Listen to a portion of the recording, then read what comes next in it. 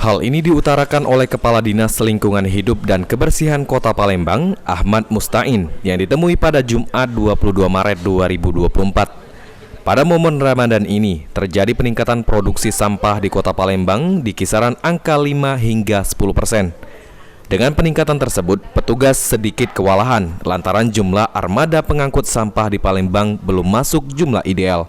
Dengan jumlah sampah yang saat ini mencapai 1.210 ton per hari, seharusnya Palembang memiliki 225 armada.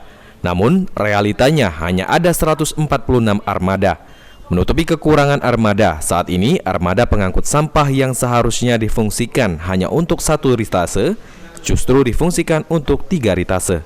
Ditambahkan Mustain, untuk mencukupi jumlah armada truk pengangkut sampah, saat ini pemerintah Kota Palembang sudah melakukan pengajuan untuk bantuan gubernur. Mungkin peningkatan berapa persen Pak dibanding? Kalau di bulan puasa ini paling sekitar 5-10%, tapi itu secara signifikan bertambah.